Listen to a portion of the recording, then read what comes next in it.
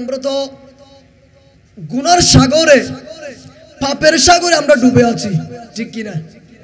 একটু কথা বলবেন, ঠিক কি না? আমরা গুনার সাগরে পাপের সাগরে ডুবে আছি। এই জন্য আমরা আল্লাহর ইবাদত থেকে নৈরাশ, আল্লাহর ইবাদত থেকে দূরে, যার কারণে আল্লাহর গজব আমাদের উপর আসতেছে, ঠিক কি না?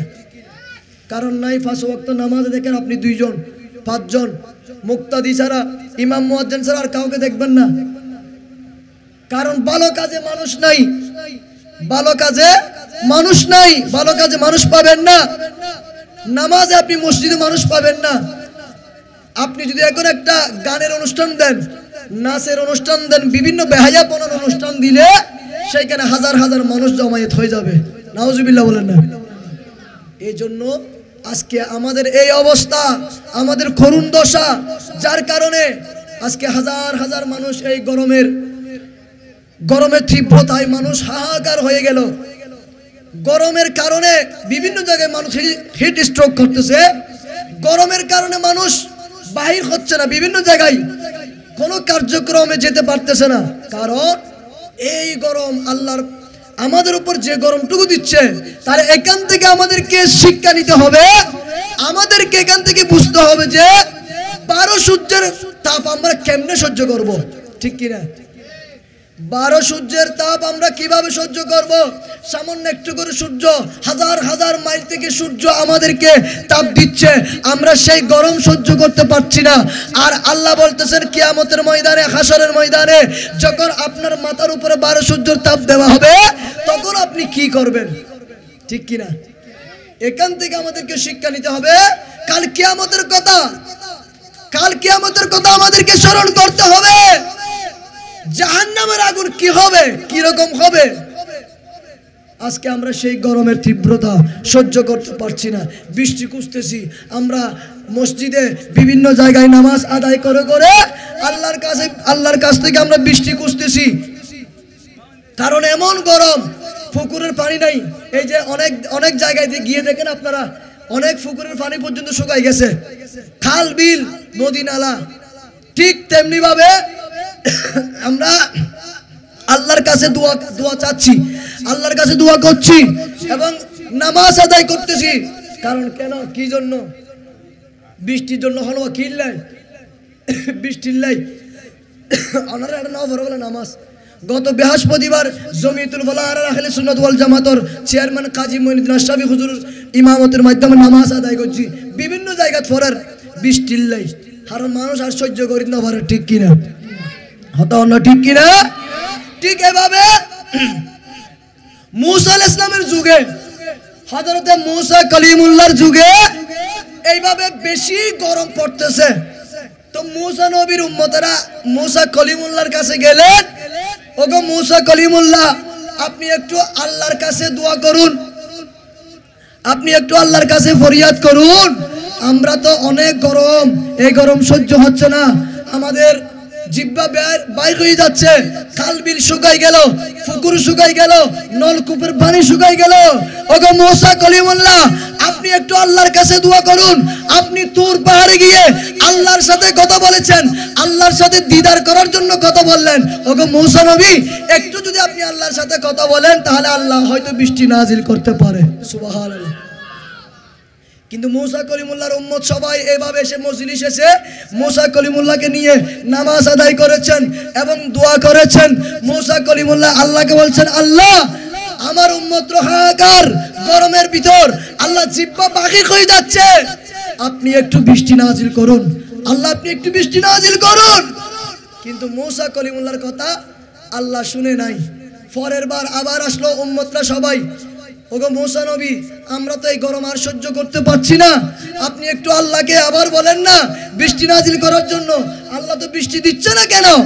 মুসা কলিমুল্লাহ সবাইকে নিয়ে আবার আল্লাহর কাছে দোয়া, আল্লাহকে বললেন, আল্লাহ আমার কথা কি আপনি শুনছেন না? আল্লাহ একটু বৃষ্টি নাজিল করুন না, আমার গুনাহগার আমার উম্মতরা হাহাকার জিহ্বা বাইর হয়ে গেল, আল্লাহ হয়তো এনারা বাঁচবে না, একটু আপনি বৃষ্টি নাজিল করুন। ওগো আল্লাহ, আপনি কি আমি মুসা নবীকে বেজ্জুত করবেন? আল্লাহ আপনি একটু বৃষ্টি নাজিল করেন না। এইভাবে যখন মুসা নবী আল্লাহকে বললেন, ঠিক मूसा कलिमुल्लाहর কথা আল্লাহ শুনেছেন। আল্লাহ मूसाকে বলল, ওগো मूसा, আমি তোমার এখানে বৃষ্টি নাজিল করব, কিন্তু একটা শর্ত আছে। তখন मूसा কলিমুল্লাহ বলছেন, আল্লাহ কি শর্ত, কি ব্যাপার, কি শর্ত? আল্লাহ শর্তটা কি একটু বলে দেন না? তখন मूसा কলিমুল্লাহকে যখন বললেন, मूसा কলিমুল্লাহ আল্লাহ বলে দেন।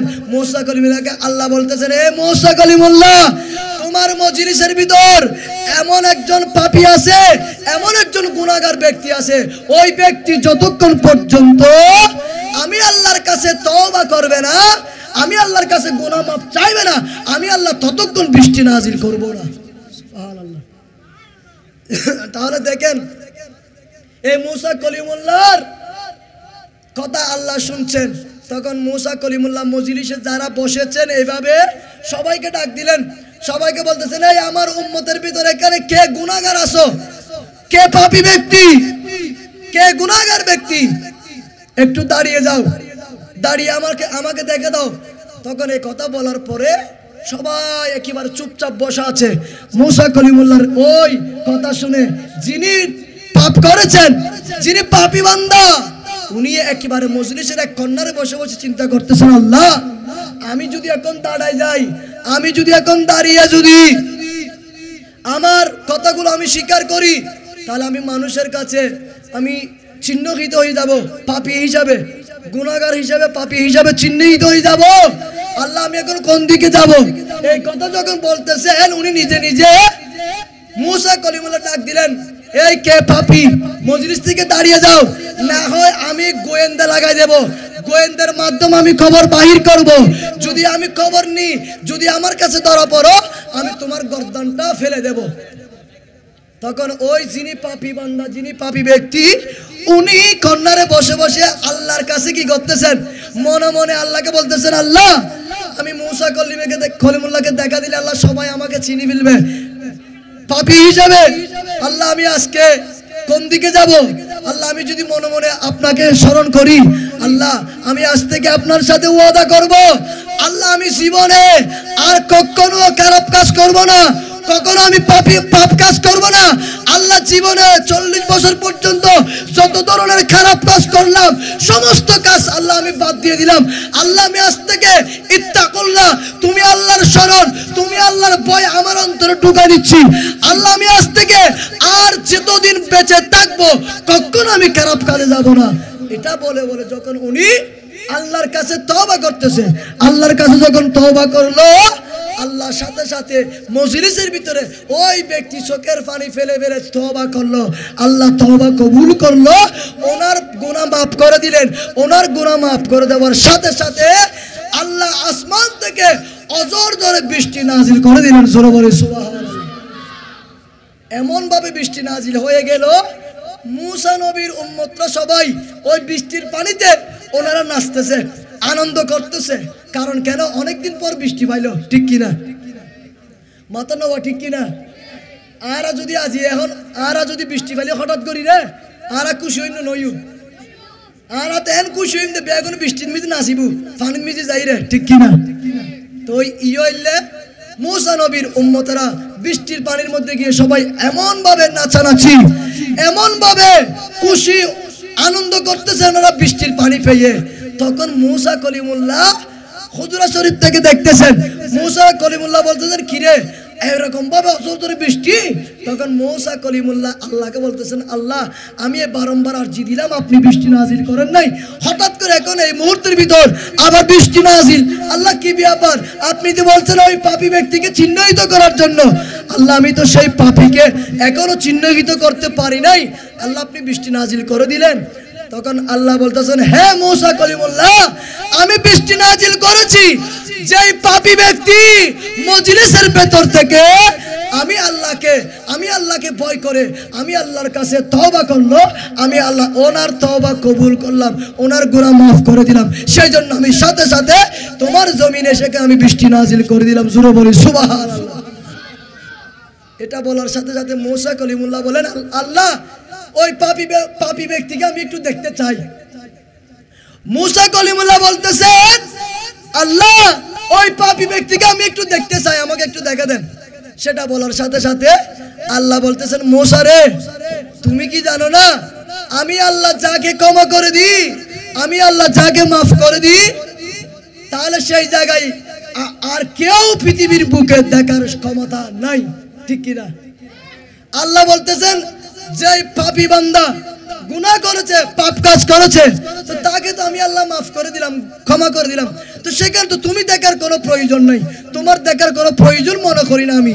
যে জায়গায় আমি রব্বুল আলামিন ওনাকে মাফ করে দিলাম, ক্ষমা করে দিলাম, তাহলে সেই জায়গায় আর কেউ দেখার ক্ষমতা নাই।